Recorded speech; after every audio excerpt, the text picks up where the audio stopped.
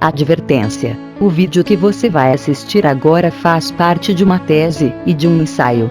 Quase nada do que será dito tem a assinatura oficial da ciência astronômica. Por isso, tratando-se de ideias novas e propositivas, você poderia enquadrar este vídeo no campo da ficção científica. Quando se leva em conta a influência do observador isolado sobre a interpretação da realidade física, não sobre a própria realidade, pode-se explicar a natureza da energia escura. Antes disso, é preciso notar que estaríamos enfrentando um problema conceitual, ao se tratar qualquer energia como sendo escura. Isso se deve ao fato de que toda forma de energia está ligada a algum tipo de movimento, e que esse movimento depende da mensurabilidade direta do tempo. As leis de Newton, aplicadas à velocidade, à aceleração e às forças, dependem do movimento e não teriam nenhuma validade para um lugar do espaço em que o tempo não pudesse ser medido. Esse é o caso, por exemplo, do cone de luz futuro do Sol. A luz solar precisa superar essa barreira, para permitir que a nossa estrela seja avistada. A partir disso, somos obrigados a ver o próprio Sol sendo substituído pela sua imagem, ou com a aparência que tinha há 8 minutos. Quando falamos de energia, falamos também de movimento. Quando qualquer tipo de energia se tornasse detectável no espaço-tempo, portanto, ela deixaria de ser escura por ter se quantizado e entrado em movimento relativo e contínuo. Então, não há como se admitir a existência de uma energia escura, a menos que ela estivesse atuando de fora para dentro do espaço-tempo. Para a comunidade científica, a nossa dimensão temporal só tem um lado real, que é o de dentro. Nada existiria fora daqui. A energia escura é assim chamada pelos físicos, porque até hoje não teve a sua presença revelada. Ela é deduzida indiretamente pela teoria inflacionária, pois uma força misteriosa estaria predominando sobre a gravidade. Provavelmente, ela continuará agindo a partir do vazio e da escuridão. Mas haveria uma maneira interessante para se superar esse abismo. Basta levarmos em conta o conceito de cone de luz futuro de um evento qualquer. Independentemente de estarmos tratando de uma partícula subatômica ou de uma estrela, ambos possuiriam um cone desse tipo, com a capacidade para reter o tempo no seu interior. Isso relacionaria o conceito de cone de luz com a incerteza da posição ou da velocidade da fonte. A ausência de movimento, naquele local do espaço, impediria que você visse a fonte de luz diretamente. No caso de Beta Andrômeda, o seu cone de luz do futuro reteria a luz que ela emite para o espaço, por 75 anos. Como você olha para o céu e vê essa estrela instantaneamente, pode-se dizer que o marco zero do tempo teria migrado da posição da estrela para sua posição na Terra. Vamos explicar melhor. Embora uma estrela qualquer possa levar alguns bilhões de anos até atingir a fase adulta, quando a sua luz escapasse para o espaço, ela não seria avistada imediatamente por um observador na Terra. Supõe-se que essa luz deveria, inicialmente, superar as imensas distâncias que nos separam. Se um astrônomo afortunado estivesse filmando uma área escura do espaço, e a luz da nossa estrela surgisse abruptamente, ele ficaria exultante e concluiria que uma nova estrela teria acabado de nascer. Através do rastreamento da sua luz ele poderia, utilizando seu desvio para o vermelho, aferir a posição da estrela no espaço, e o tempo aproximado que nos separa dela, em anos-luz. O curioso é que a partir dali, a estrela continuaria brilhando no céu de forma contínua. Sempre que você levantasse a cabeça para o céu, ela seria avistada instantaneamente. Isso acontece porque dependemos da nossa memória e do rastreamento remoto da luz da estrela. Não importa o tempo que a luz de Beta Andrômeda tenha necessitado para percorrer anteriormente o espaço que nos separa, pois, se essa luz não estiver aqui, a estrela não será avistada na outra ponta.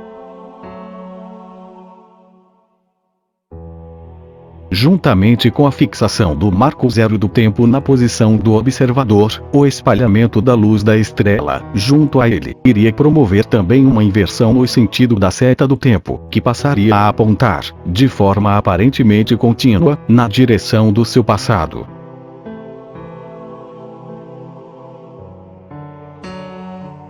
Apesar de estar chegando de um momento anterior do tempo e de um lugar do espaço do qual não se tem notícia, como é o caso do cone de luz do futuro do evento, a luz parece estar chegando a partir da abóbada celeste, e portanto, do nosso passado.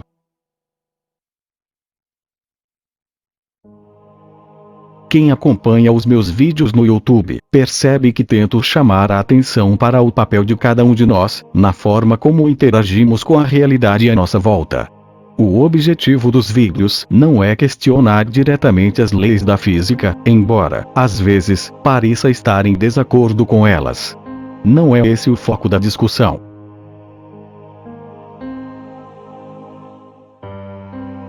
Acho importante que se busque respostas também na abóbada celeste, mas precisaríamos fazer uma reflexão mais profunda no sentido contrário, ou para o nosso interior. Não haveria diferenças entre as infinitudes do mundo microscópico e da macroestrutura. O que você vê do lado de fora, pode e deve, também, estar do lado de dentro, pois os dois níveis dependem do mesmo processo de rastreamento remoto da luz. Em uma carta enviada a Bentley, Newton deixou claro considerar que todas as infinidades são iguais.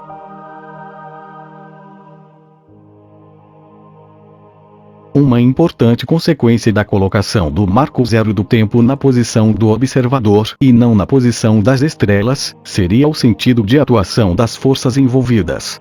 Esse é o caso da energia potencial, pois a inversão no sentido da seta do tempo também se refletiria na orientação dessa força, normalmente relacionada com a gravidade.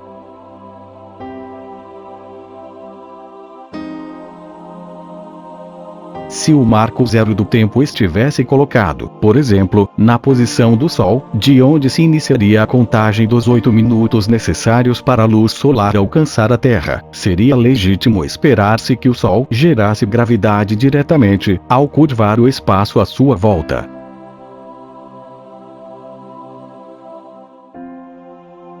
Isso advém de se considerar que o espaço teria o mesmo comportamento de uma tira elástica. Quando ele se esticasse, a força apontaria no sentido contrário, ou na direção do Sol, gerando gravidade diretamente. Isso puxaria a Terra e os outros planetas na direção da nossa estrela.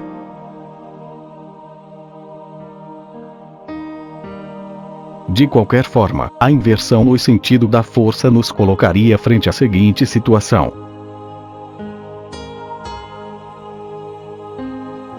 Se o Sol pudesse manifestar o seu ponto de vista, ele nos diria que ao invés de puxar a Terra, ele estaria constantemente empurrando-a para longe de si, mas que a Terra insistiria em se aproximar dele, num movimento secundário e de restauração dentro do espaço-tempo, chamado gravidade.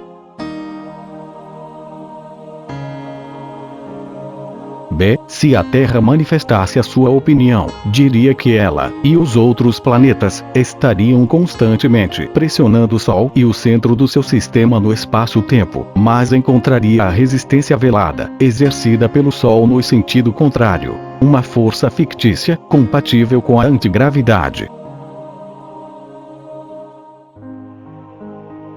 Neste caso, a aproximação ou o afastamento dos planetas, em relação ao Sol, estaria sendo ditado apenas pela energia potencial elástica, o que implica em que o espaço estaria sempre se esticando fora do espaço-tempo, e jamais se contraindo. A gravidade seria apenas uma força secundária ou de restauração, que faria com que um planeta tendesse a preencher o vazio, aberto pelo próprio espaço ao se esticar. Ou seja, o espaço geraria inércia de forma independente das massas.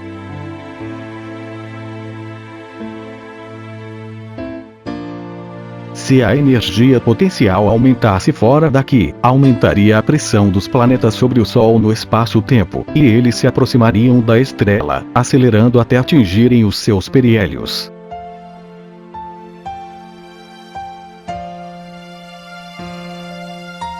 Em contrapartida, havendo queda na energia potencial, a pressão iria diminuir sobre o centro, e os planetas se afastariam na direção do afélio em movimento retardado. A energia potencial tenderia a ser mínima no afélio e nula no infinito.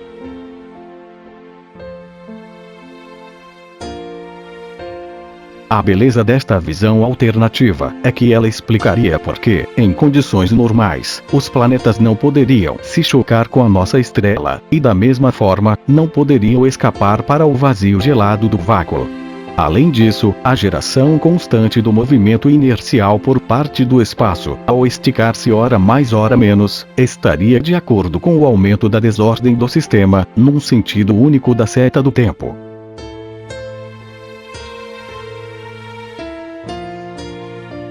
Isto é, a entropia aumentaria sempre na direção do nosso futuro.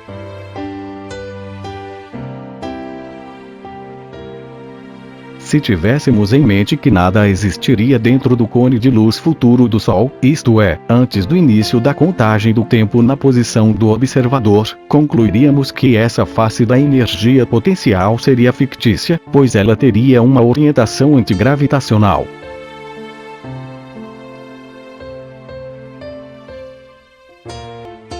A Terra e os outros planetas não sairiam dos seus lugares, ao se afastar ou ao se aproximar do Sol, pois o espaço à sua volta é que estaria se esticando de forma velada.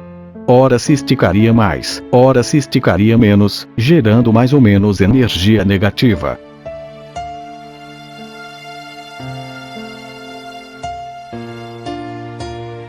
A energia escura, agora, seria o mais novo apelido da energia potencial elástica.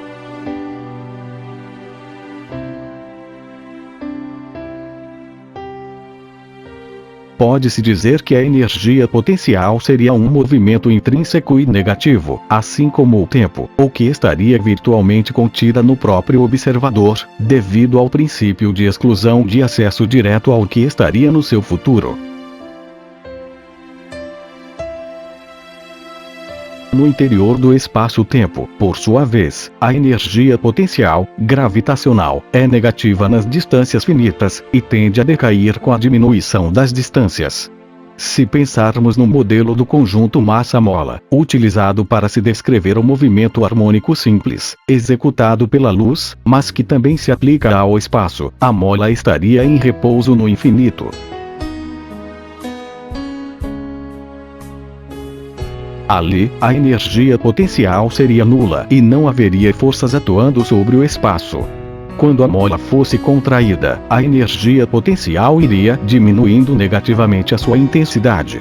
Note-se que, neste contexto, não existiria uma fase mensurável de esticamento da mola, correspondente à primeira fase do movimento harmônico. Sendo assim, as teorias inflacionárias ficariam em dificuldade.